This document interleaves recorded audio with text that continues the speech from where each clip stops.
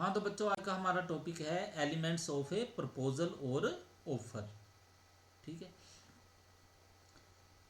प्रस्ताव के लक्षण। तो ये प्रस्ताव के लक्षण पढ़ने हैं, तो उससे पहले हम इसका मीनिंग पढ़ लेते हैं एक बार फिर से। ठीक है, तो मीनिंग जो है आपको जो पिछले लेक्चर है उसमें इसके बारे में बताया हुआ कि ऑफर या प्रपोजल जो होता है इसका मीनिंग क्या है। जो शुरू में लेक्चर लगाया था आपने डेफिनेशन में, उस समय भी आपने इसका मीनिंग जो है वो पढ़ा था। फिर भी आपको संक्षेप में एक बार फिर इसका मीनिंग जो है वो बता देते हैं। वो क्या है? जब एक व्यक्ति दूसरे व्यक्ति के समक्ष किसी कार्य के करने अथवा ना करने के विषय में अपनी इच्छा इस उद्देश्य से प्रकट करता है कि उस व्यक्ति की सहमति उस कार्य को करने अथवा ना करने के विषय में प्राप्त हो, तो कहा जाएगा कि एक व्यक्ति ने दूसरे व्यक्ति के समक्ष प्रस्ताव रखा है। अब ये जो डेफिनेशन अभी आप पढ़ रहे हो, ठीक है, इससे अगर आप निष्कर्ष निकालोगे तो इसके जो मुख्य तत्व निकालोगे वो कौन से बनते हैं? वो बनते हैं नंबर एक, टू पार्टीज। तो एक व्यक्ति जो है अपने आप के साथ तो प्रस्ताव कर नहीं सकता है, तो वहां पे क्या है, कम से कम दो पक्षकारों का होना जरूरी है।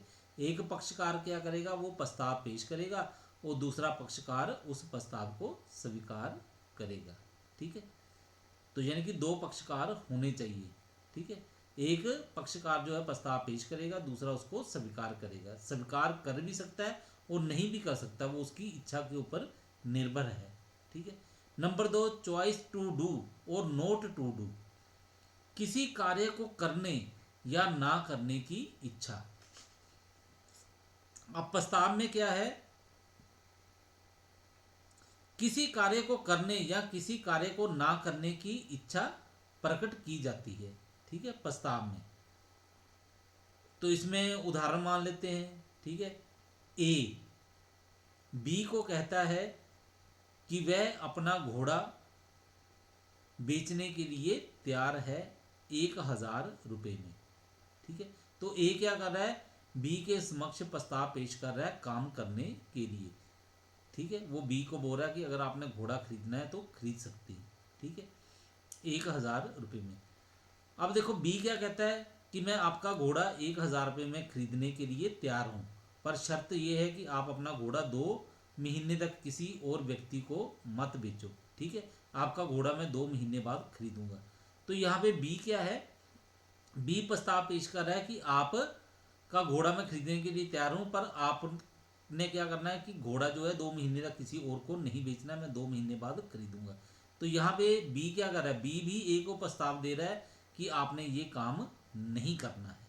ठीक है, यहाँ पे काम ना करने के लिए प्रस्ताव पेश किया जा रहा है। ठीक है, उसके बाद तीसरा जो इसमें गुण निकला है, लक्षण है, वो कौन सा? वो है ऑब्जेक्ट ऑफ द प्रपोजल। प्रस्तावक का उद्देश्य है।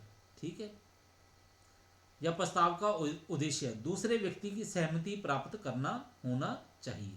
ठीक है, तो ये जो ऑब्जेक्ट ऑफ द प्रपोजल है यानी कि प्रस्ताव का उद्देश्य। ठीक है, तो उसके लिए क्या बता रहे हैं कि प्रस्ताव जो है उसका उद्देश्य जो है वो दूसरे व्यक्ति की सहमति प्राप्त करना होना चाहिए। प्रस्तावक प्रस्ताव को दूसरे व्यक्ति के सामने उस प्रस्ताव पर उसकी सहमति अथवा स्वीकृति प्राप्त करने के उद्देश्य से रखता है। यदि कोई प्रस्ताव सहमति प्राप्त करने के उद्देश्य से नहीं रखा गया है तो हम उसे प्रस्ताव नहीं कह सकते। ठीक है, क्योंकि उसे स्वीकार करके अनुबंध में नहीं बदला जा सकता है। प्रस्ताव की इसी आधारभूत विशेषता के कारण एक प्रस्ताव तथा प्रस्ताव करने के अभिप्राय, ठीक है, प्रस्ताव और प्रस्ताव करने के अभिप्राय में और प्रस्ताव तथा प्रस्ताव करने के लिए निमंत्रण में अंतर किया गया है। ठीक है, तो ये ऑब्जेक्ट आपको क्या बता दिया आपको कि ये जो प्रस्ताव है, प्रस्ताव का उद्देश्य क्या है? दूसरे व्यक्ति की सहमति प्राप्त करना होना चाहिए। ठीक है, प्रस्ताव में ये नहीं है कि ऐसे किसी व्यक्ति ने सोच लिया कि मैं ये काम करूँगा। ठीक है, तो ऐसा सोचा गया तो इसको प्रस्ताव नहीं माना जाएगा। ठीक है, जैसे ए जो है वो बी से बात कर रहा है, बी को कहता है कि मैं अपना घोड़ा जो है शायद 2 महीने बाद बेच दूँ। ठीक है, तो यहाँ पे ये प्रस्ताव पेश नहीं किया गया है, ये सिर्फ क्या किया गया है? ये सिर्फ एक आशा की गई है कि ये काम शायद बाद में हम लोग करेंगे। ठीक है, उसके बाद है हमारे पास जो पार्ट बनता है वो है legal rules for a proposal. ठीक है, प्रस्ताव संबंधी वैधानिक नियम। अब प्रस्ताव पेश करना है, प्रस्ताव जो है लागू हो सकता है, स्वीकार किया जाए किसी व्यक्ति के द्वारा, ठीक है, या ना स्वीकार किया जाए। ठीक है, तो उसके लिए कुछ वैधानिक नियम हैं, वो कौन से हैं? नंबर एक, क्रिएशन ऑफ लीगल ओब्लिगेशन। प्रस्ताव वैधानिक दायित्व उत्पन्न करने के उद्देश्य से किया जाना चाहिए। प्रस्ताव करते समय प्रस्तावक का उद्देश्य वैधानिक दायित्व उत्पन्न करने का होना चाहिए। सामाजिक अथवा नैतिक दायित्व उत्पन्न करने वाले प्रस्ताव वैध अनुबंध का निर्माण नहीं करते। ठीक है, जैसे भोजन के लिए निमंत्रण, पिकनिक पर जाने का आमंत्रण, खेल आदि के लिए आमंत्रण वैधानिक दायित्व उत्पन्न नहीं करते। ठीक है, तो पहली शर्त क्या रखी हुई है? ठीक है, जो नियम है हमारे पास वो है कि प्रस्ताव वैधानिक दायित्व उत्पन्न करने के उद्देश्य से किया जाना चाहिए। ऐसे नहीं है कि कोई सामाजिक कार्य है उसके लिए कहा जा रहा है तो वो वैधानिक उत्पन्न नहीं करेगा, वैधानिक दायित्व जो है उसमें उत्पन्न नहीं होगा। ठीक है, तो इसमें हम एक उदाहरण मान लेते हैं। इसमें एक जो केस हुआ है वो क्या हुआ है? बालफोर बनाम श्रीमती बालफोर। इसमें क्या हुआ था? इस विवाद में श्री बालफोर ने, जो श्रीलंका में रहते थे, अपनी पत्नी को, जो इंग्लैंड में रहती थी, प्रति माह 30 पाउंड भेजने का वायदा किया, किंतु वायदे की रकम ना भेज सके। बाद में श्रीमती बालफोर ने इसे न्यायालय में परिवर्तित कराना चाहा। इसमें यह निर्णय दिया गया कि श्रीमती बालफोर इस वायदे को परिवर्तित नहीं करा सकती, क्योंकि अनुबंध की प्रकृति से वैधानिक संबंध स्थापित करने का इरादा प्रतीत नहीं होता। ठीक है, उसके बाद जो नेक्स्ट है वो है डेफिनाइट टर्म्स। ठीक है, तो इसमें क्या है? प्रस्ताव की शर्तें निश्चित होनी चाहिए, भ्रामक नहीं। अनिश्चित, अस्पष्ट तथा भ्रामक शर्तें, ठीक है, प्रस्ताव को पेश नहीं कर सकती। ठीक है, ये प्रस्ताव जो है उसको फिर कानूनी मान्यता नहीं दी जा सकती। अनिश्चित प्रस्ताव राज नियम की दृष्टि में प्रस्ताव नहीं होते। उदाहरण के लिए ए बी से कहता है, यदि तुम मेरी लड़की से विवाह कर लोगे तो मैं तुम्हें कुछ दूंगा। ठीक है, तो ये प्रस्ताव नहीं कहा जा सकता है, क्योंकि यहाँ पे क्या है? ये स्पष्ट नहीं है। इसकी शर्त जो है वो भ्रामक है, इसमें कुछ पता नहीं लग रहा है कि ये कुछ का मतलब क्या है। ठीक है, सोना हो सकता है, गाड़ी हो सकती है, घर हो सकता है, पैसा हो सकता है, भी क्या है? तो ये कुछ भी यहाँ पे साबित नहीं होता। ठीक है, इसी प्रकार एक और उदाहरण ले लेते हैं। ख से एक घोड़ा खरीदता है तथा कहता है कि यदि ये घोड़ा भाग्यशाली सिद्ध होगा तब मैं आपका दूसरा घोड़ा भी खरीद लूंगा। यदि क दूसरा घोड़ा नहीं खरीदता तब ख इस वचन को पूरा नहीं करा सकता, क्योंकि प्रस्ताव की शर्तें अनिश्चित व अस्पष्ट हैं।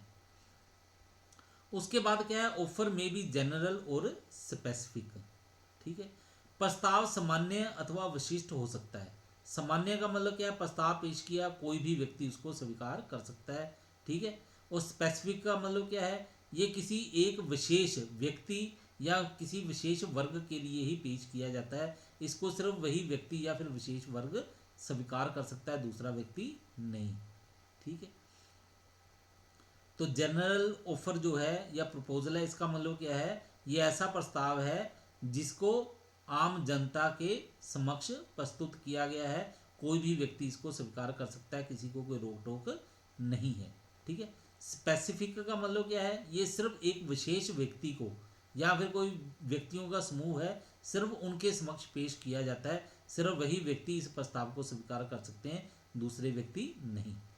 फिर उसके बाद है ऑफर में बी एक्सप्रेस और इम्प्लाइड। ठीक है, प्रस्ताव स्पष्ट अथवा गर्भित हो सकता है, तो ये पहले भी आपने पढ़ा हुआ है। ठीक है, इसके बारे में स्पष्ट का मतलब क्या है? लिखा हुआ है या फिर बोल के बताया गया है।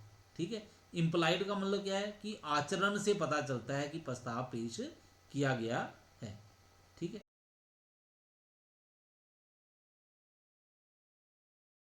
तो हमारे पास जो अगला नियम है वो है offer should be in the shape of A request. ठीक है। प्रस्ताव विनय के रूप में होना चाहिए, ठीक है।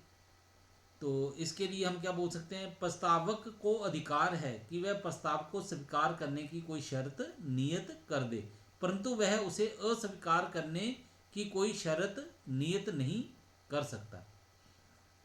तो कहने का मतलब क्या है कि जिस व्यक्ति ने प्रस्ताव पेश करना है, ठीक है, वो दूसरे व्यक्ति के समक्ष प्रस्ताव पेश करेगा, ठीक है, और उसके लिए शर्त लगा सकता है किसी भी प्रकार की, ठीक है, पर वो शर्त भी उसकी विनय के रूप में होनी चाहिए। इस तरह की शर्त नहीं होनी चाहिए कि अगर आप इस प्रस्ताव को स्वीकार नहीं करोगे, ठीक है, या फिर ये जो निश्चित समय है उसमें आप प्रस्ताव को स्वीकार नहीं करते हो तो हम उसको स्वीकृति मानेंगे, ठीक है।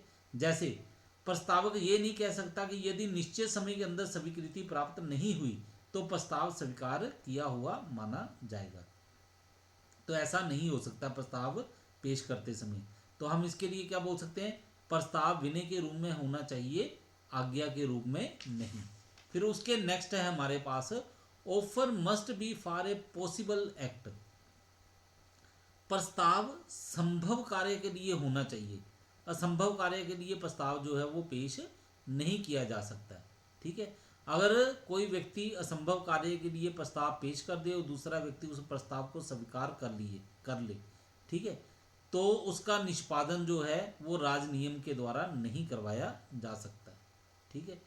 तो इसको हम एक उदाहरण के द्वारा मान लेते हैं, ठीक है, कि एक व्यक्ति दूसरे व्यक्ति को कहता है कि अगर तुम दो समान अंतर रेखाओं को काट दोगे, ठीक है, अगर दो समान अंतर रेखाएं एक दूसरे को कहीं पे काट देंगी, ठीक है, तो आपको 10,000 रुपया इनाम के तौर पे दिया जाएगा, ठीक है।